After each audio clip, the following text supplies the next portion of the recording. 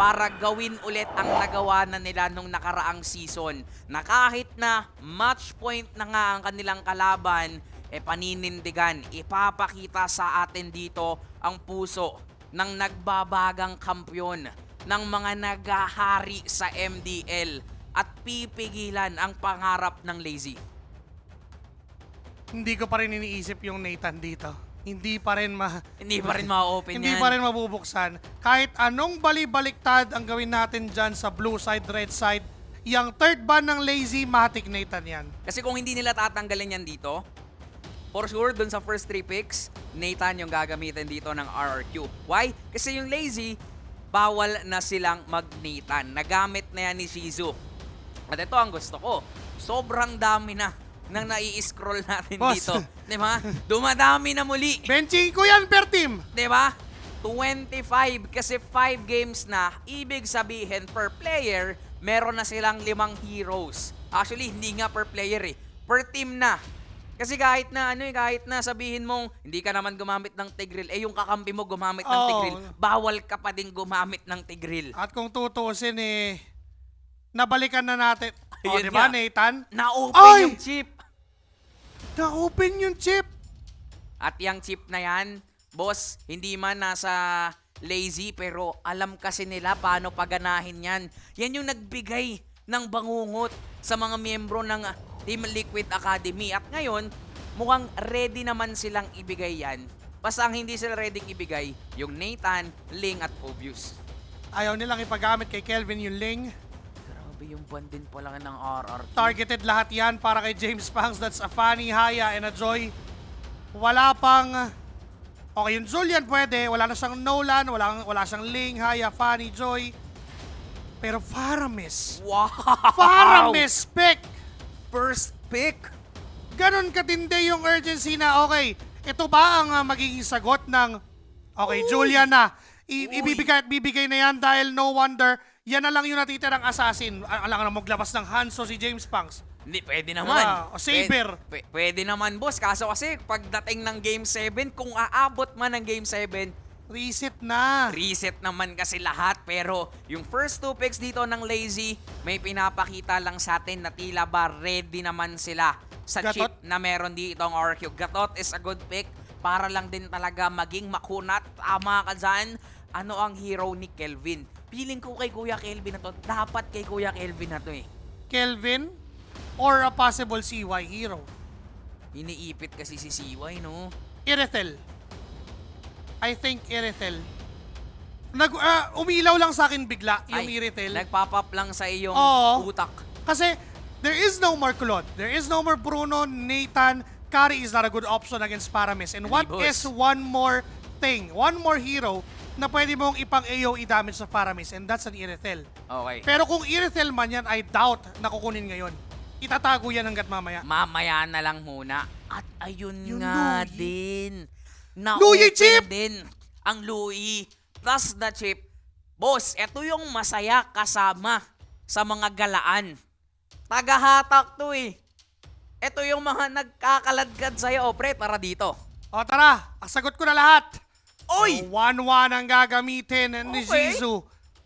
Dahil nga din naman na walang insta-lockdown ang RQ Kaito because of the chip and the Gatot Kacha. Although they can go for a Gatot Kacha baiting out the ultimate tas tatalon na lang palayo. Pwede. Pwede, or yung Winter Crowns available for them, pero it's not the best answer. Mas gugustuhin mo ng kailangang humuli talaga sa 1-1. So may tanong ako, magiging viable ba ang alis dito na ginamit na ni CY nung regular season? I don't think so. Dahil damage output-wise, lahat magic to. Chip, Gatot Kacha, and Luyi. Lahat pala, no? Diba? So if you would put an Alice, ang daling i-counter, just Radiant Armor Athena, wala nang damage agad. And Melissa, grabe yung hugot ni Coach Pacmet with that Melissa ban.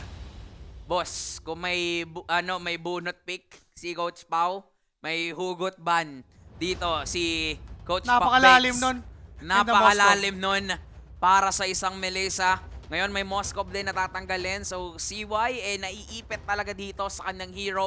But definitely I love the respect here for the CC ni Der. Kasi maganda yung CC to counter out the Gatot Kacha, even the chip So, ngayon, ano pang hero? Kaninong hero pa? Kay Der pa rin ba? Yung Yup. Khalid pala ay Yes. hindi pa rin napapasakamay dito ni Der. So, lumiliit din ang possible options. May Edith pa rin naman sila dito. Good ang Edith though. Pero nasa isip ko is more of a thumbs for there. Pang ano yun, no? Pang tunaw. Yep. It would also put a lot of space for Zizou. O, Argus mo na to. Yun kaya, para -1 agad. Aldous kaya para one-hit delete. Leomord kaya para may kabayo din. Tingnan natin, no? Parang ang dami na naming sinasuggest kasi ito yung pinakamahaba na games So far, sa buong MDL history. na naka-global ban. Kasi ngayon lang din naman tayo nag-game 7. Ay, nag-best of 7. Edith nga talaga. Edith, ang kukunan nila dito for that setup. For RRQ, ano ang hero ni Kelvin? Anong hero ni CY? Makita ba tayo ng mga alpha para tumagal Or sa Bane. laban? Bane is a good option. Ganda nung layer nun ha. Bane, Gatot, Kacha, Chip. And Luyi. Iritel. Nga. Tama ka, bossing. Para dito sa AOE na meron ng Iritel para mapatulog yung second chance na meron yung Netherrealm dito ng Lazy. But then again, ano pa yung kay Kelvin? Bane. Parang si Kelvin din ay naipit dito. Bane is a good option. Really. Open pa ba yung Suyu para sa dalawang to? Open kay RRQ kahit ang Suyu, pero I doubt. Bane. There goes the Bane. Last hero para sa Lazy. Feeling ko kasi yung edit na yan, kay Kedat yan eh.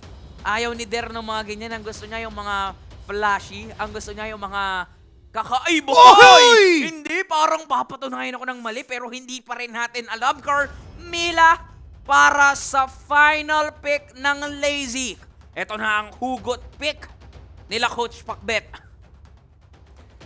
I must say, this draft is one hell of a draft. For RRQ, Kaito, na-foresee natin yung Bane, yung Irithel, yung magandang magko-complement doon sa lineup. Pero Lazy Esports with a Carmilla pick on the roam for Kekedat. On the roam for Kekedat. It's a counter for the chip na whoever na pumasok doon sa portal automatic, patatali. And yun ang gusto ng Edith. Shared yung damage output niya. And even the Julian, even the 1-1, Lahat!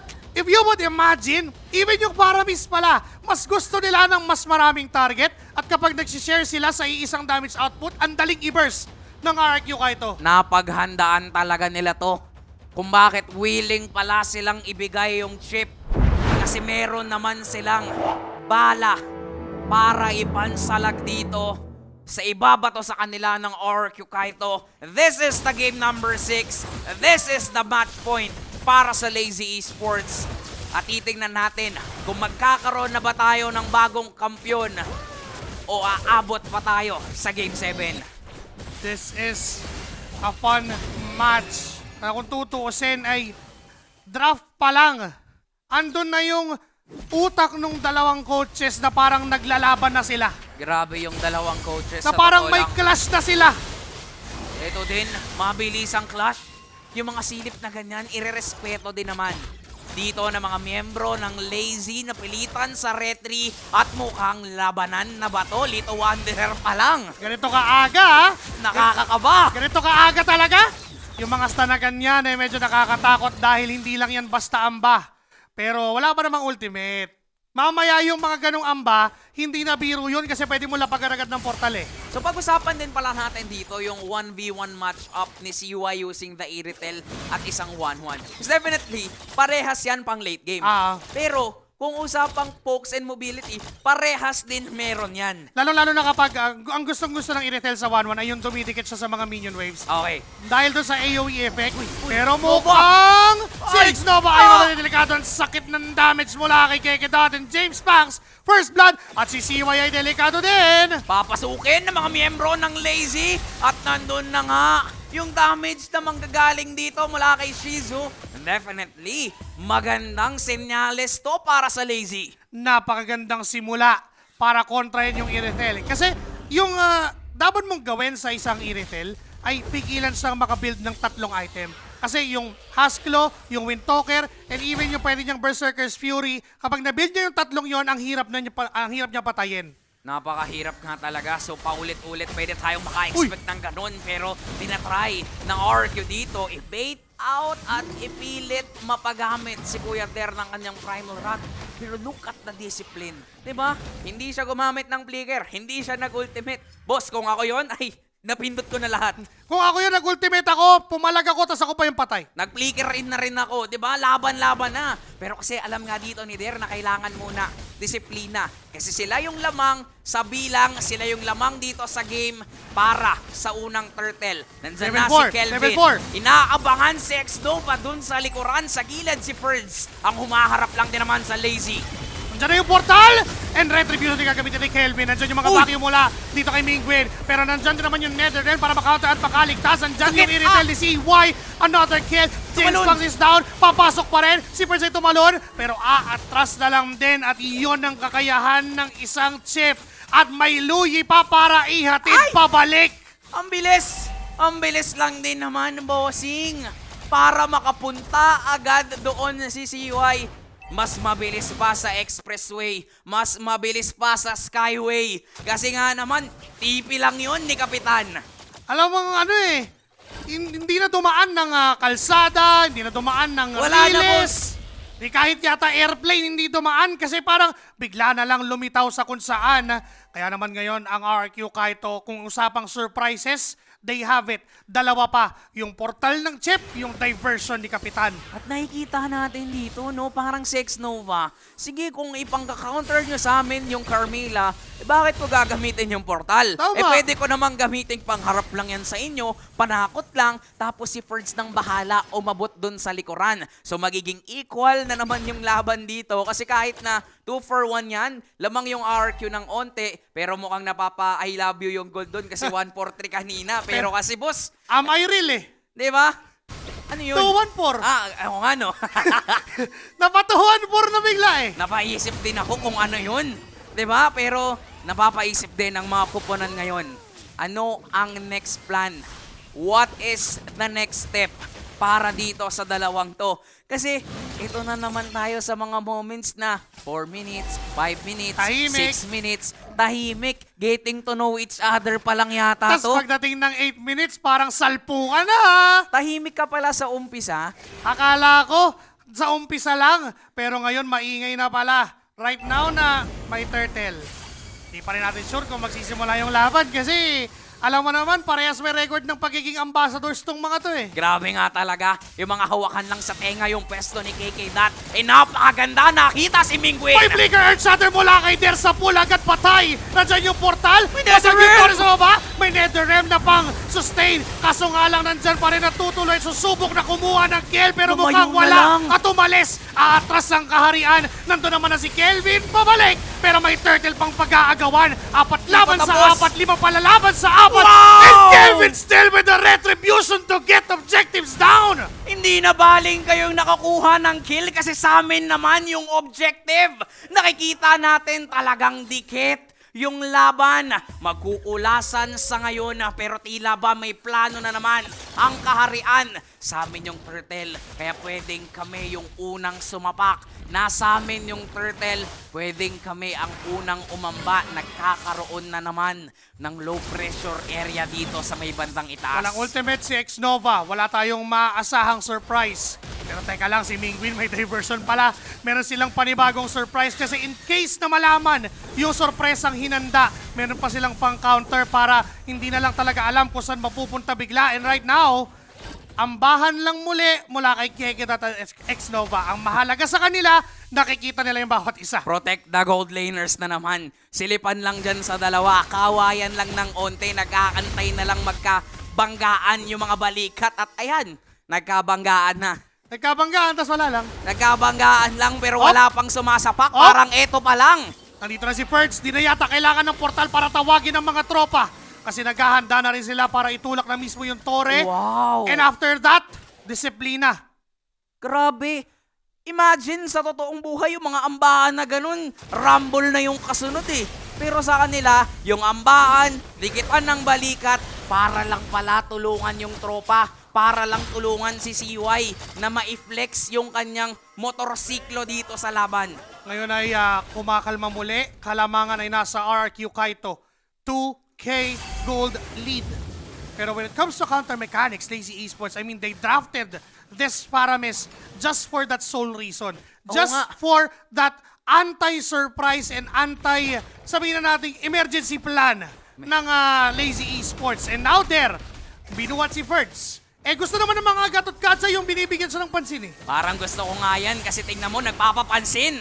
Nagtoton, pero yung turtle kay Kuya Kelvin Go pa rin ba? naman. Next Nova dito, umiikot, parang nakasasakyan lang din. Hindi lang naman daw pala si Kuya CY yung mapapabilis dito, yung pagronda sa mapa. At gusto kong na-point out mo, yung Faramis na yan, and even yung Carmilla. Parehas silang naka-purify para kaya nga nilang mag-counterplay. So, eto ba yung sagot sa tanong na hinahayaan ba ng Lazy ditong sumapak ang RRQ? Hinahayaan lang ba talaga nila na kayo yung pumunta, kayo yung mag-initiate ng laban kasi kaya naman namin talagang sumabay. But this time, X-Nova, nagsisimula na siyang maging sobrang laking problema kay James Banks. Yung the moment na walang kalayaan si James Banks na kumuha ng sariling jungle niya, yung pambibwisit ni X-Nova doon sa bawat parte ng mapa, ito na ba ang simula ng ginagawa ng RRQ Kaito? Tinatanim nila yung pressure tinatanim nila yung threat sa Lazy Esports. Gusto ko lang ulitin yung kwento ni Kuya Joshi kanina.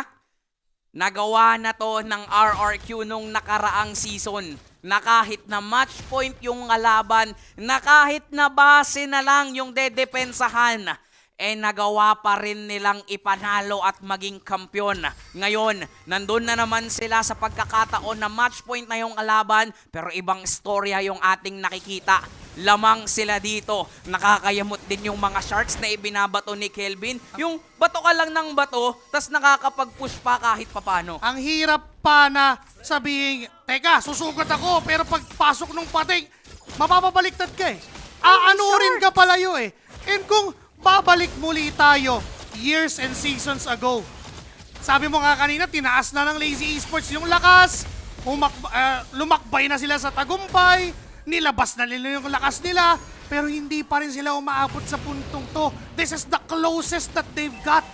Ito na nga, yung pinakamalapit na istorya na mapupuntahan ng Lazy Esports para makamit ang kampyonato, para mataguri ang pinakamalakas sa buong MDL. Pero dito muna sa gitna ay mukhang nagkakasilipan, nagkakakitaan ang bawat kupunan, pero flickers are burned lang naman kasi syempre ayaw munang mamatay, lalong-lalo na may Lord. Pero yung pwesto kasi, Next Nova, yung finals MVP nung nakaraang season, 'di ba? Pinapakita yung presensya sa mapa. Ito yung kayang gawin ng isang chip, mag-provide ng pressure. Hindi rin kasi biro yung damage output ng hero na to, na kaya niyang mag-clear ng mabilis ng minion waves considering naka-concussive blast pa itong si X-Nova. Kaya naman, parang kung sino man mag-react, pwede lang i-go with the portals na meron ng chip. So yun yung threat na ini-impose nila kanina pa. Unti-unti lang nilang tinatanim sa utak ng Lazy na naka-chip kami by the way. Naka-chip kami by the way. Unti-unti lang ding binabasag ni Kelvin yung tore dun sa gitna. Kahit walang minions, basta may tatlong pating, I choose you para mag-push dyan sa gitna. Kaya medyo pinipressure na rin kahit papano ng Lazy. Medyo pinangahawakan na rin kasi nila. Ngayon, my lord, pero nasaan ba yung mga miyembro ng RRQ? Ang paulit-ulit lang nating nakikita, si Ferds at si Penguin, pati na rin si Kelvin. Nasaan si Nova? Nasaan si CY? Kaya sige na nga, hanap na lang din kami ng ibang pwedeng gawin dito sa laban. Tignan mo yung ginawa ni X-Nova. After niya magpakita sa top lane, baba siya sa mid lane. Magpapakita siyang muli, pero Ano si naman yung CY pating? nandun lang. Nag-aabang siya na kung sinong magde-def. Ngayon, babalikan niya ulit at magkahawak na naman si First ng Lord. Paulit-ulit na mangyayari yan hanggang sa walang nangyayaring extra. Hanggang sa walang nangyayaring random para sa dalawang kupunan. May sistema, bato lang ng mga pating. Ilang pating na ba ang binato dito ni Si Kuya Ferds. Kelvin dun sa gitna, pero nangangaray si Ferds. Pwedeng tumalon lang din naman para makalayo. At ngayon, yung gitnang tore, parang siguro baka doon magsimula yung mismong aksyon. Yung Lord Winners down, mayroong diversion play dun sa likuran. Nagamit na yung Netherrealm para makasurvive pero mukhang mapapaatras naman kasi Ang yung sakit! dalawa hinahawakan Nakalikod! lang. Si Deray nawala doon sa taas. Ngayon si Mingwin ang kapalit. Nandiyan pa din naman yung one-man decision. Tamang crossbow, tamang pa-basic attack lang. Pero si George George ganyan tamang takbo papalayo at hindi na yata bubuhayin ng mga members ng RRQ Kaito. James Isa Pangsa. laban sa dalawa. Pero si James Pangsa at si Kekedat ay may pinaplano pa ata. Yung Lord na nakuha kanina Oh, si nasa Kelvin mid lane nakita! na. Pero nakita si Kelvin! Nakita numbers down! Si CY ngayon, lumalit pa si James Banks at mukhang siya yung magiging Naku, kapalit! nahabol! Mahahabol at mamamatay muli, 3-2 ang palitan doon, pero yung Lord, napilitan na si Ferds. At ito si X-Nova na sila na lang mag-burst down noon. Nakikita na natin dito kung ano yung ginamit at kung bakit pinili ng Lazy Esports itong mga heroes na to para lang talaga ma-counterplay yung mga sorpresa na pwedeng ibato sa kanila ng ORQ Kaito. But definitely, yung pagkakapatay ni CY, kahit nakapalit ng buhay ni James Punks, pabor pa rin yun na para sa Lazy Esports. Bakit? Kasi si CY yung gugusto at gugustuhin ng RRQ na makapag-farm Portal! talaga, pero may portal nagtawag na. Na-burst down yung Netherrealm, na-vacuum pa! Avatar of Guardian connecting to 1 and 2! Si Shizu sa likod! Si Shizu sa likod! Susubok lumipad! Nawala agad si CY! 3 laban sa 4, pero here Makakalipad? comes James Punks! Nandito na! Makakalipad! Lumipad na rin si Shizu para patayin si X-Nova! Immortality down! There is on the well! Aray! Primal Rat pang gagamitin at unti-unti nauubos! Diversion! Send mula kay Shizu! Diversion pa uwi! Para lang makatakas na talaga! Pero si Mingwin win a counter kill! Si James Banks pa ang nawala! Hindi papayag ang kapitan ng kaharian na basta-basta na lang masira ang kaharian at Teka ngayon lang. ang Lazy. Teka Parang kailangan yatang dumepensa na kahit naman din ni Chobskirt yung minion. Pero ang tanong, kaya niya bang depensahan yan? KK that is here. Mukhang dedepensahan Okay. lang nila ng matiwasay at maganda. At ngayon ang kaharian ng RRQ, pumapalag pa rin sila. Sumusubok pa rin sila na kunin ang dapat sa kanila. Ang defending chance na may isang misyon kundi depensahan ang Corona. Pero mukhang dito, susubok muli ang Lazy Esports. Natuldukan na dahil kumpleto naman sila. 28 seconds bago yung Lord. At mukhang dito magsisimula ang pagtatapos na ninanais ng Lazy Esports. Kaya na nga ba tong balik ta rin huli ng Lazy? Kasi tila ba hindi naman natatakot yung kaharian ng RRQ. X-Nova leading the way. Yung pagpili niya pa lang ng pwesto kung saan nila gagamitin yon.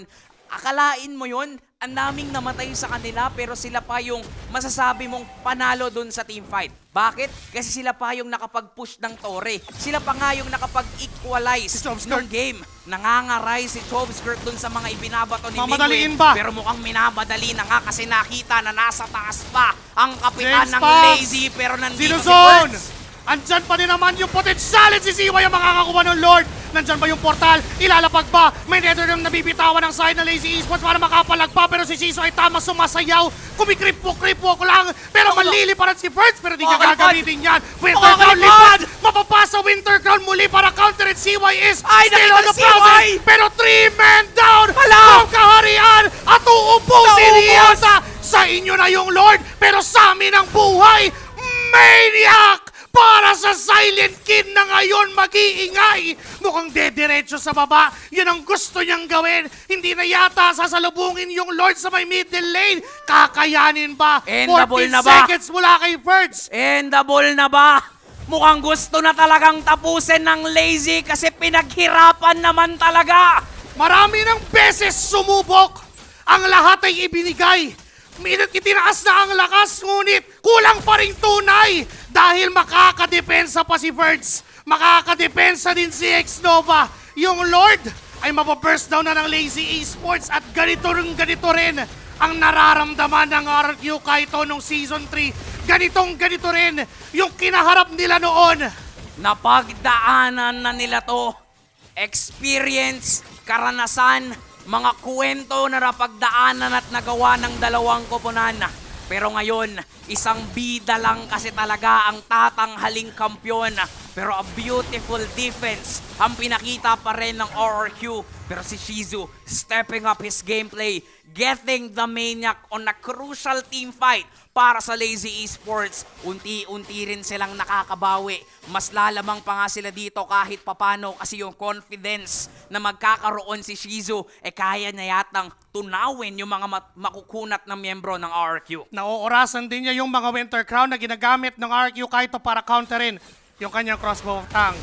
1 minuto bago lumabas yung susunod na Lord. 1 minuto para magpahinga, para huminga, at para magplano. 1 minuto ang hinihintay ng dalawang kupunan na to. 1 minuto bago lumabas yung pwedeng pagsimulan ng gulo. Pero ang RRQ Kaito may mga problema pang maliliit na kailangan sagutin. May mga minions pa na unti-unting tumatawid at kailangan nilang dumipensa. Pero ang Lazy Esports nakatingin na lang mismo doon sa objective. Naghahanap ng pwedeng gawing play. Pero disiplina ang papairalin ng dalawang kupunan na to. Hindi pwedeng maliitin yung mga minion waves na yan. Kahit na isipin mo ilang cards, ilang minions lang ba yung nandyan, magiging isipin din yan kapag nag-spawn na yung Lord. This is really a crucial moment para sa dalawang to. Na tila ba kahit na gitnang bahagi, gitnang basing tore ang nabasag dito ng RRQ, masasabi nating parang lamang pa rin yung Lazy. Kasi mas nagiging madali naman sa kanilang depensahan yung gitna kasi malapit lang din naman yan sa Lord. Buti na lang for RRQ, meron silang X-Nova.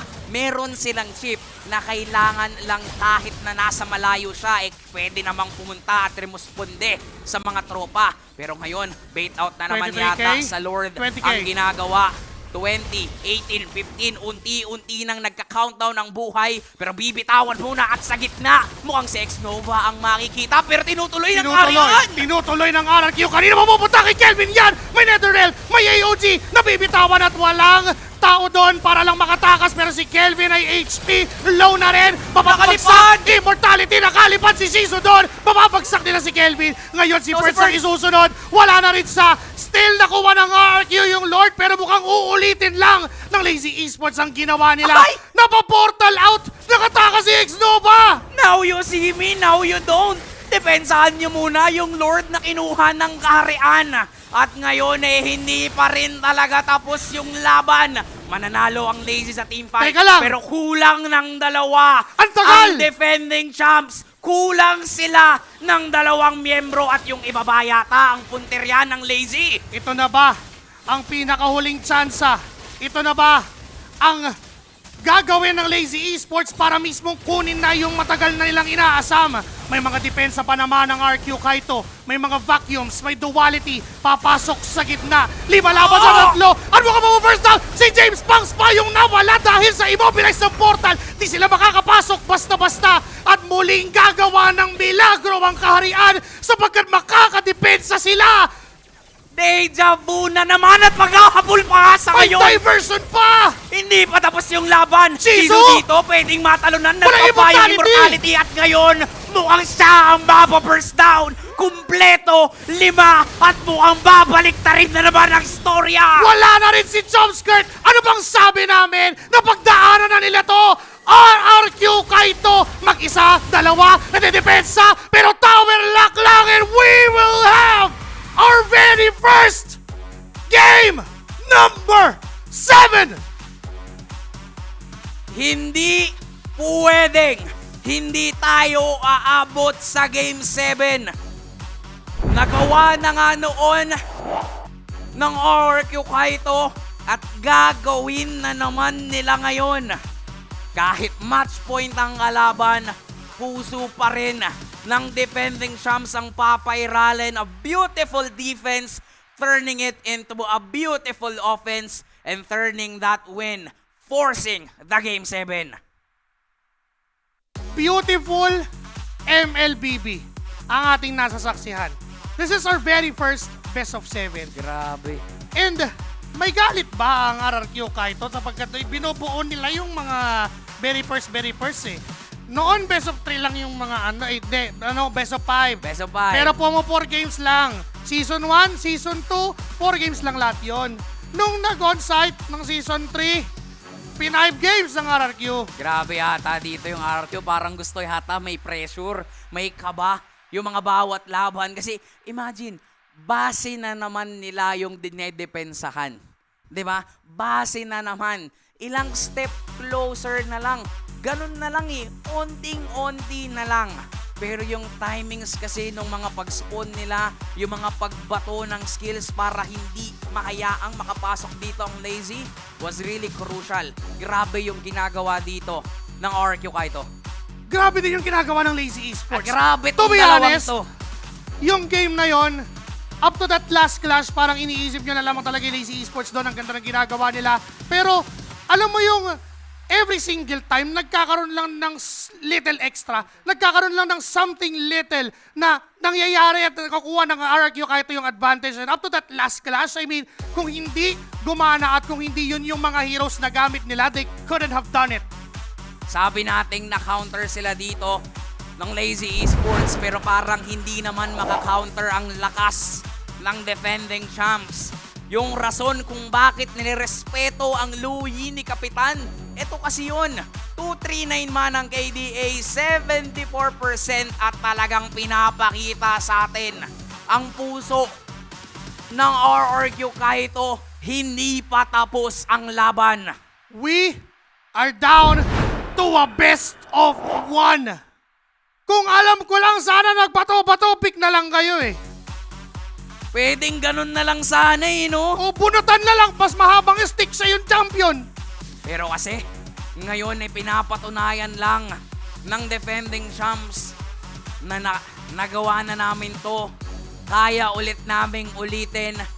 Pero kudos pa rin dun sa pagpilit ng Lazy. Dun sa ginagawa nila ditong pag-abante, pag-angat sa RRQ. Nata-challenge eh. Nata-challenge ang kaharian. Nata-challenge ang RRQ. Pero yung mga sunod-sunod na defenses na ginawa ng RRQ, that leads them into a better and a beautiful offense. Pero para himayin itong pinakamatindi ding game para sa ating finals, at Ina, tulungan mo kami.